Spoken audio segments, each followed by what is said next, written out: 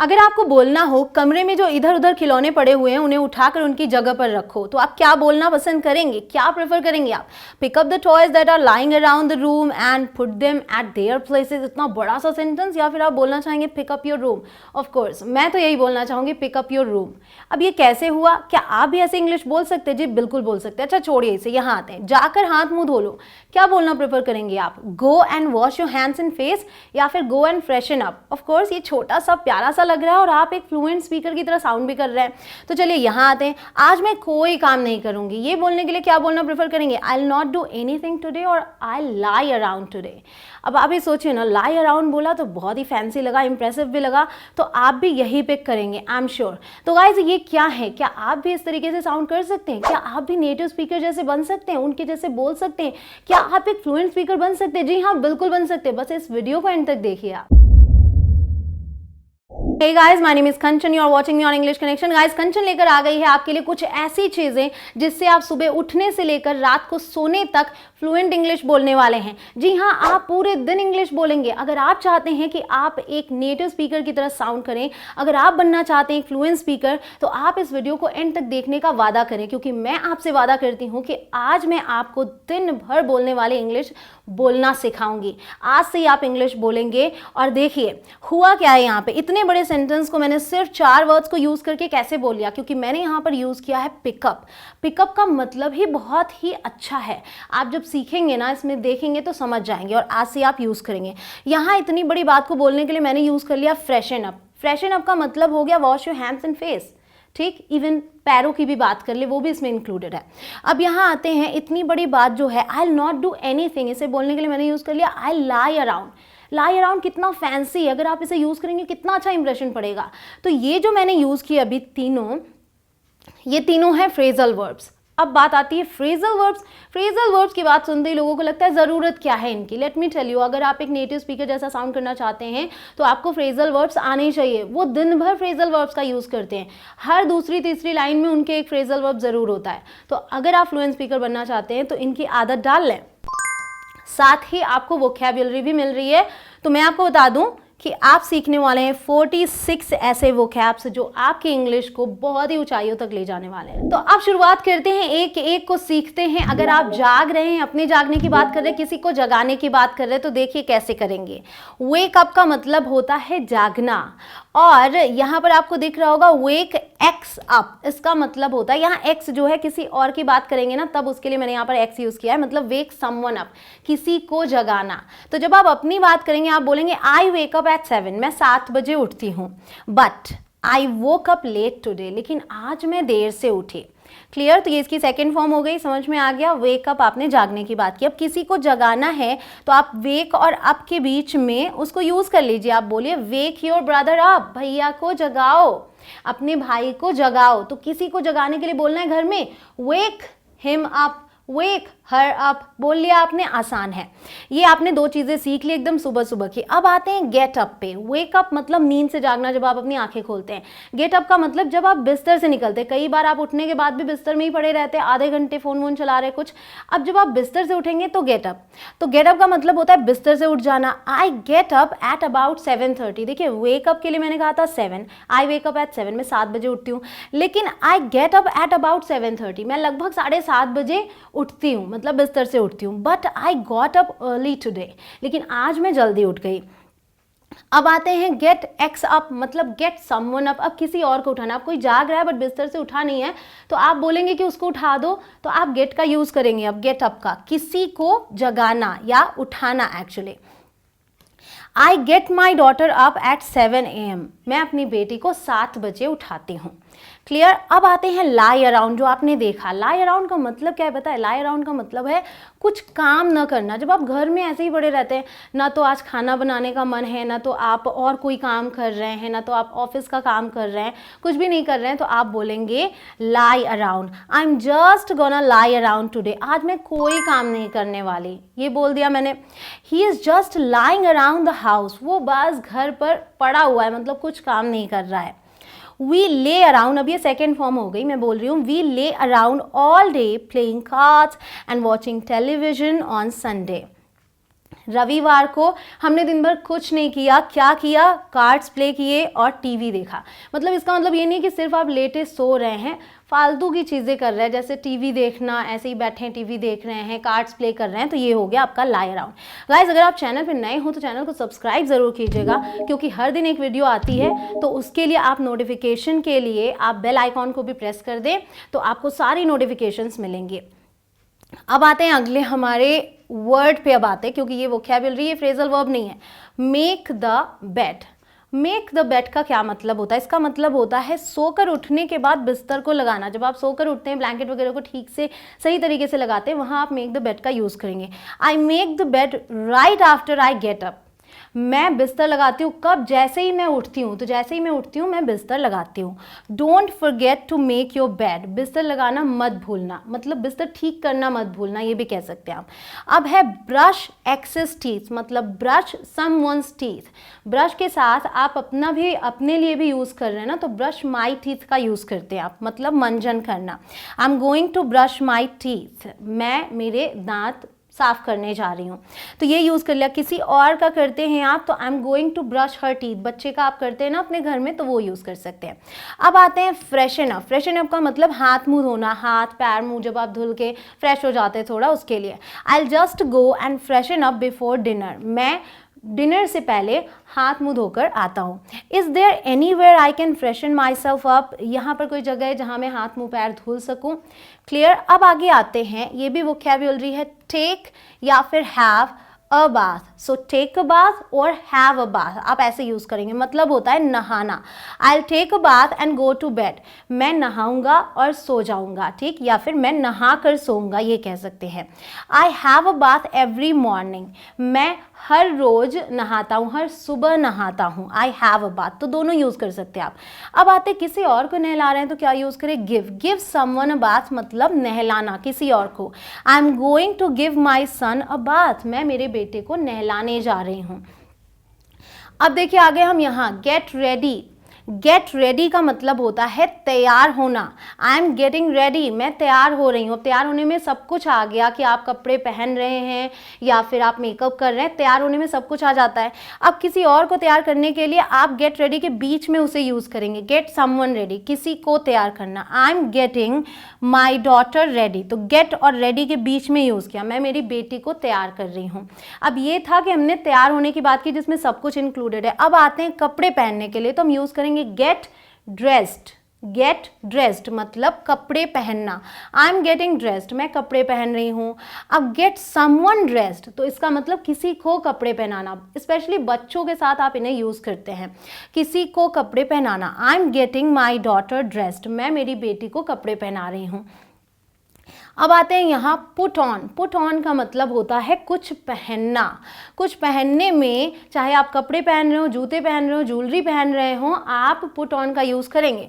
Put on your dress, अपनी dress पहनो। Don't put on that watch, वो घड़ी मत पहनो। अब यहाँ आते हैं I am putting my shoes on, मैं मेरे जूते पहन रही हूँ। तो देखिए तीनों के लिए हमने यूज़ कर लिया। अब है टेक ऑफ। अब जो चीज़ें आपने पहनी उन्हें ही उतारने के लिए आप टेक ऑफ का यूज़ करेंगे। इसका मतलब कुछ उतारना। टेक ऑफ योर कोट, अपना कोट उतारो। टेक दैट नेकलेस ऑफ, वो नेकलेस उतार दो। टेक योर बूट्स ऑफ, अपने बूट्स उतार दो। तो आप इनका यूज़ करें। मोस्ट ऑफ द टाइम लोग वेयर का यूज़ करते हैं, वो भी ठीक है, बट ये फैंसी लगते हैं और ये नेचुरल लगते हैं, दिन भर आप आराम से इन्हें यूज़ कर सकते हैं। अब आते हैं ट्राई ऑन। ट्राई ऑन का मतलब होता है कुछ पहन कर देखना। स्पेशली जब आप नया कपड़ा खरीदते हैं, ट्रायल रूम में जाते हैं, उसे क्या करते हैं आप? ट्राई ऑन करते हैं, ठीक। ट्राई दिस शर्ट ऑन, ये शर्ट पहन कर देखो। I am going to try this on, मैं इसे पहन कर देखने जा रही हूँ, ठीक। I am going to try this on. Next is hang up. इसका मतलब टांगना। आप कपड़े वगैरह पड़े हैं, उन्हें उठाते हैं, हैंगर में टांगते हैं क्लोजेट में रखने के लिए, उसके लिए यूज़ करें। हैंग अप योर क्लोथ्स, अपने कपड़े टांग दो। Take your coat off and hang it up, अपना कोट उतारो और इसे टांग दो, बाकायदा हैंगर में करके टांग दो। नेक्स्ट इज टेक या फिर हैव या फिर ईट, आप कुछ भी यूज़ करें। ब्रेकफास्ट की बात करें, ब्रेकफास्ट, लंच, डिनर जो भी हो, आप तीनों वर्ब्स का यूज़ कर सकते हैं। इसका मतलब हो गया यहाँ तो नाश्ता करना है, लंच है तो लंच करना, तो स्पेशली खाने के लिए आप टेक, हैव, ईट तीनों का यूज़ कर सकते हैं। आई एम टेकिंग ब्रेकफास्ट, मैं नाश्ता कर रही हूँ। आई हैव ब्रेकफास्ट एट 8, मैं 8 बजे नाश्ता करती हूँ। What time do you eat your breakfast, आप अपना नाश्ता कितने बजे करते हैं। गाइस मुझे कमेंट सेक्शन में लिखकर बताइएगा, ये बहुत इंपॉर्टेंट इन्फॉर्मेशन होगी मेरे लिए, तो ज़रूर से लिखिएगा। अब आते हैं यहाँ पे हीट अप। और गाइज हाँ, एक चीज़ और है, इस पर्टिकुलर वीडियो में जो भी फ्रेजल वर्ब या फिर वोकैबुलरी आपको सबसे ज़्यादा अच्छी लगे, एक, दो या उससे कहीं ज़्यादा, आप सबको कमेंट सेक्शन में लिख के ज़रूर बता दीजिएगा, ठीक, मुझे बहुत अच्छा लगेगा। नेक्स्ट इज हीट अप या फिर वार्म अप, दोनों का मतलब होता है गर्म करना। क्या, जैसे कि आप खाना गर्म करते हैं उसे यूज़ कीजिए, पानी गर्म कर रहे हैं उसमें भी यूज़ कर सकते हैं। Just heat up some soup, थोड़ा सा सूप गर्म कर दो। Warm up some food for lunch, lunch के लिए कुछ खाना गर्म कर दो, तो गर्म करते हैं खाने से पहले, उसके लिए। अगला है टर्न ऑन, इसका मतलब किसी बिजली, पानी या गैस की सप्लाई चालू करना, पंखा चलाएं, बिजली चलाएं, आप गैस जलाएं, उन सब के लिए टर्न ऑन का यूज़ कर सकते हैं। Turn on the fan, turn on the gas, turn the tap on, नल खोलने के लिए भी आप इसका यूज करेंगे, मैंने पानी बोला ना, so turn the tap on, नल खोल दो या नल चालू कर दो, तो इनके लिए टर्न ऑन। अब इन्हीं सबको बंद करने के लिए टर्न ऑफ द फैन, पंखा बंद कर दो, turn off the gas, gas बुझा दो, टर्न द टैप ऑफ, नल बंद कर दो। क्लियर। अब आगे आते हैं टर्न अप, और यहाँ देखिए टर्न डाउन। अब पावर या साउंड बढ़ाना, अगर आप किसी चीज़ का साउंड बढ़ा रहे हैं, पावर बढ़ा रहे हैं, तो अप का यूज़ करेंगे, और यहाँ डाउन का। आदत डाल लें इन सब चीज़ों की। टर्न द गैस अप, गैस तेज कर दो। टर्न अप द टीवी, अब इसका मतलब है कि टीवी की आवाज़ के लिए, ठीक, टीवी की आवाज़ को तेज कर दो। टर्न द वॉल्यूम अप, आवाज़ तेज कर दो किसी भी चीज़ का। अब यहाँ आते हैं डाउन में, मतलब धीमा करना, पावर या साउंड धीमा करना। Turn the gas down, gas धीमी कर दो। Turn down the TV, TV की आवाज़ कम कर दो।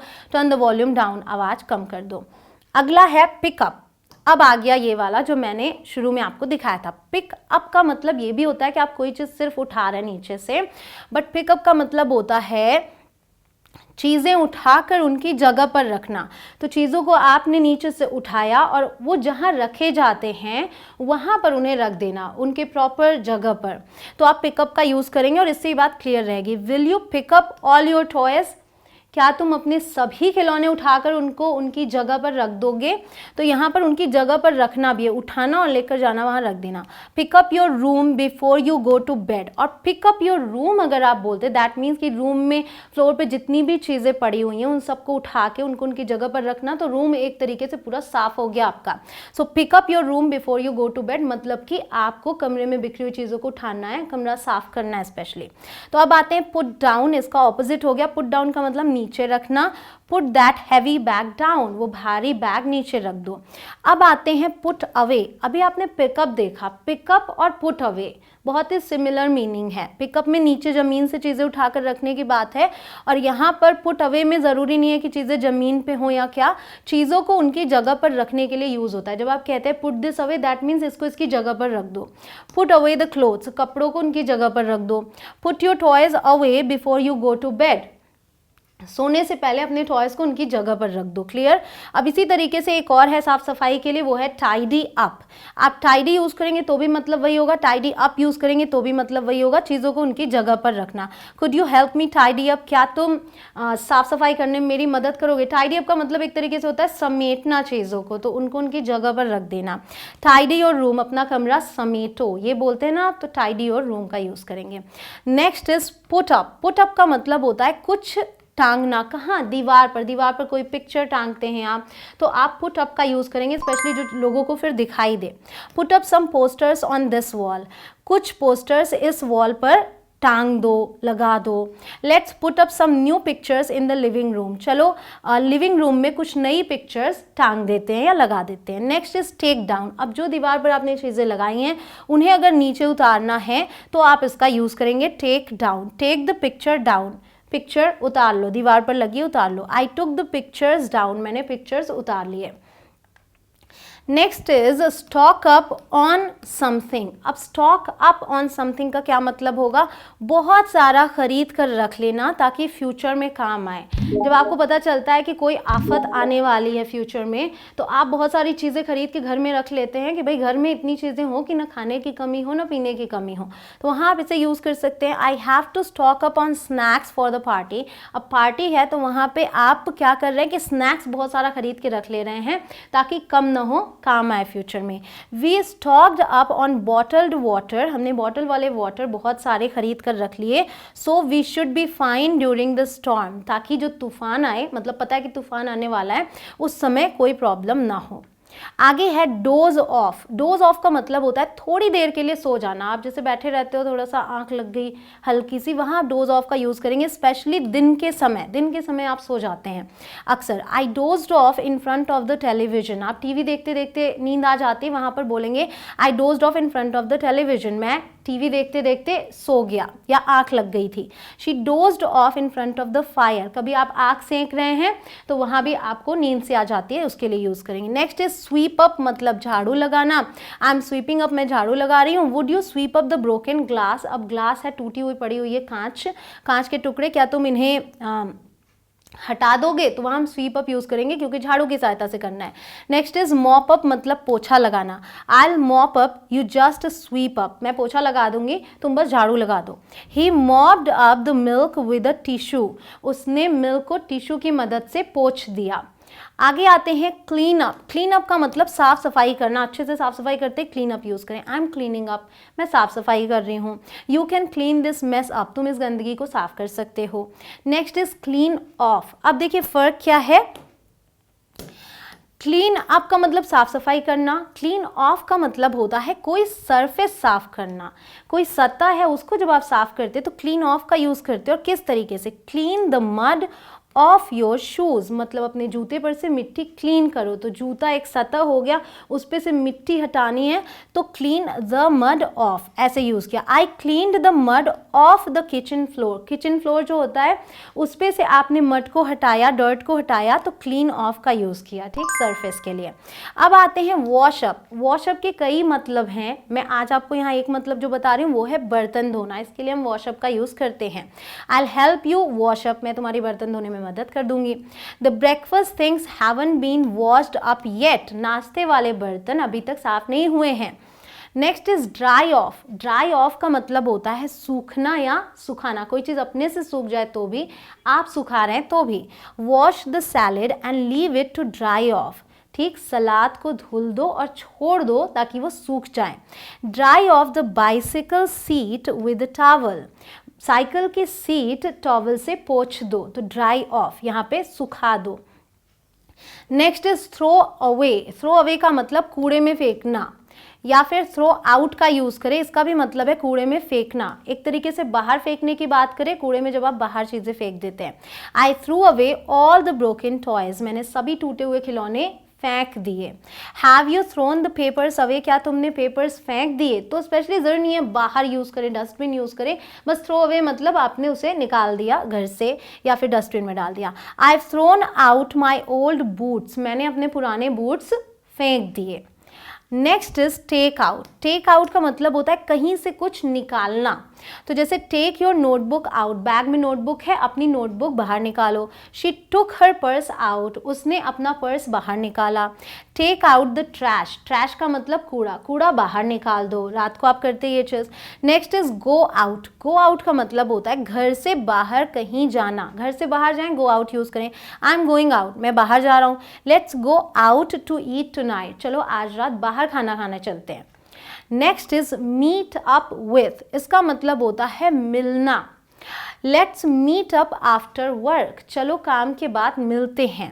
आई will meet up with you later. मैं तुमसे बाद में मिलता हूँ। तो जब यू का यूज़ किया तो विथ भी यहाँ यूज़ किया है, यहाँ पे यू का यूज़ नहीं हुआ है तो हमने सिर्फ मीट अप यूज़ किया है।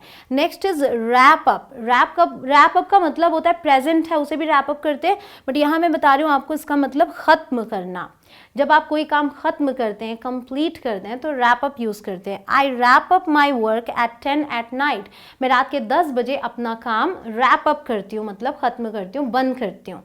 Next is drift of. Drift of का मतलब होता है सोने लगना। जब आपको नींद आने लगती है, तो रात में कई बार होता है आपको नींद आने लगती है, कोई आवाज़ दे देता है, तो वहाँ पे आप ड्रिफ्ट ऑफ का यूज़ कर सकते हैं। I was just drifting of when the phone wrong. मैं बस सोने ही लगा था जब फ़ोन की घंटी बजी। अब इनमें से जो आपको सबसे ज़्यादा पसंद आए हों उन्हें कॉमेंट सेक्शन में लिख के मुझे बता दीजिए, मुझे पता चल जाए। और आप वीडियो को शेयर कीजिए, सबके साथ शेयर कीजिए। हर एक बच्चे के पास ये वीडियो होनी चाहिए, क्योंकि इंग्लिश बोलना मुश्किल नहीं है, थोड़ी थोड़ी चीज़ें हैं, उनको अपनी प्रैक्टिस में लेकर आना है। भारत के हर कोने में ये वीडियो पहुंच जानी चाहिए। हर बच्चा इंग्लिश बोलना चाहता है, हर कोई स्ट्रगल कर रहा है, बट अब हर किसी को ये चीज़ आसान लगेगी। आई रिक्वेस्ट यू गाइस कि आप इस वीडियो को शेयर करें, वीडियो पसंद आए तो लाइक भी कर दें। और हाँ, मिलूंगी आपसे अगले वीडियो में। तब तक आपको जो टॉपिक चाहिए आप मुझसे कमेंट सेक्शन में बोलकर मांग सकते हैं, मैं उसी टॉपिक पर वीडियो लेकर आऊंगी। जय हिंद।